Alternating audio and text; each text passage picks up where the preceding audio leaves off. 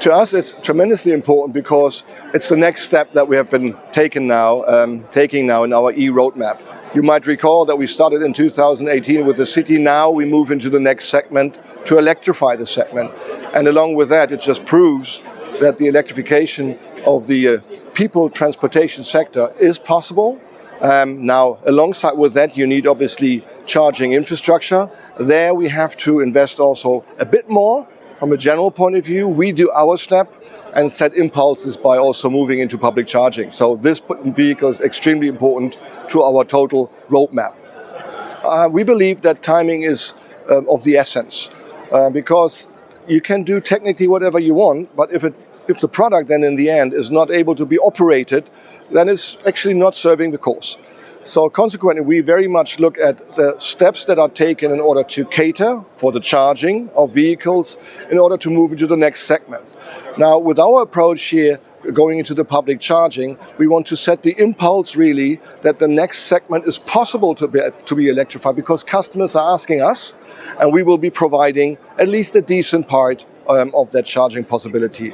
And this is why we also look at 2030 when the e-coaches will be on the road, because at that time, the today bigger gap that we see when it comes to the long distance charging possibilities might have been reduced as well. And we will then continue ramping up the volume there. But this is what we mean with right product, right services at the right time, because it's not the vehicle as such, it's the prerequisites around it. We come back a bit to the timing.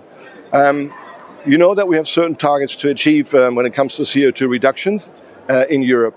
And we will do everything to come to those levels. And I think we are well prepared, to be honest. But that also means that you still will be needing Euro 7 vehicles in Europe.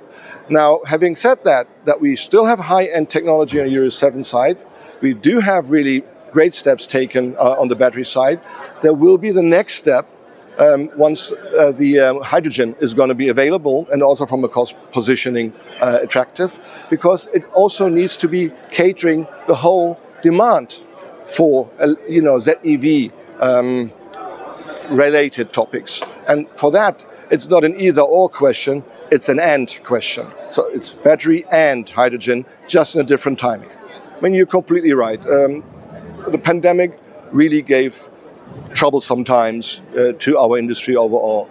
But this is why I said this morning that I really do believe that our industry can serve a bigger cause.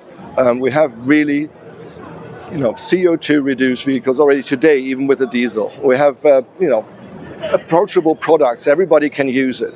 So I think we can really make a big difference, and that sees and that shows in the demand that we all see in the industry. And I think it feels quite good actually, after going through these 2.5 years, that now people come back even more with the greater spirit to products that are not just lovely looking, but are also serving a bigger cause when it comes to CO2 ZEV mobility.